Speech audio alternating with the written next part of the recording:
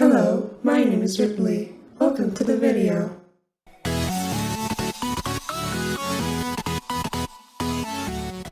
What's up, schmucks? We're back and we're going to talk about What If, so let's get into it.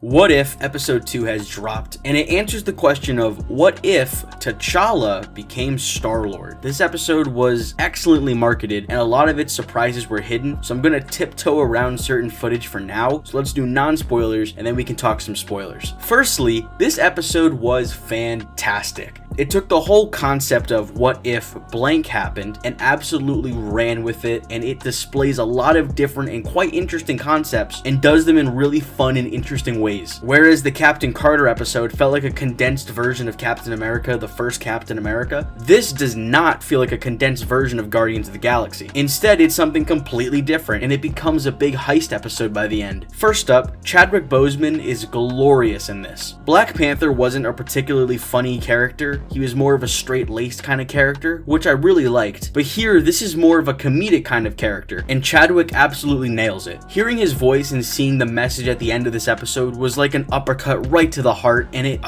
kind of hurt, but I really liked it. It was just so heartwarming to hear him again. The entire cast here is really good, and a lot of them returned from Guardians of the Galaxy. We have Michael Rooker, Karen Gillan, Sean Gunn, Benicio del Toro, Digimon Hansu, and then somebody else who I'm not going to talk about just yet, but they're all fantastic. This episode's also really funny. A lot of the jokes landed for me, and nothing really felt jarring or out of place like the Bucky jokes in episode 1. I don't have a lot to say about this episode, other than the fact that I really liked it, which is kind of annoying. I hope that one of these What If episodes is like really terrible, so I can just bitch about it for a good while, but alas, this one was really good. So let's talk spoilers. Josh Brolin, he's back as Thanos, but he's not the Thanos we all know and kind of loved, but a reformed Thanos, and I really enjoyed that. I also like the concept that T'Challa as Star-Lord is everything Peter Quill Star-Lord isn't. He is a legendary outlaw. People do know and respect him, and Korath fangirling over him was something I didn't expect at all, but really loved. And the idea of T'Challa being a better Star-Lord makes total sense. Peter Quill was a normal kid who was then abducted by and raised by a group of gunslinging mercenaries. T'Challa was raised as a prince in a kingdom by royalty, so it makes sense he'd be a little diplomatic and probably smarter than Peter, thus he would have such a massive impact on the galaxy's wackiest characters. I'm really struggling to find anything to say about this episode, so I think I'm gonna leave it here. Overall, this is a really good episode that absolutely soars with its concept and shows off a truly fantastic world made of new takes on old characters that are all a lot of fun. Hearing Chadwick once again was wonderful, and knowing that he's set to be in more episodes makes me really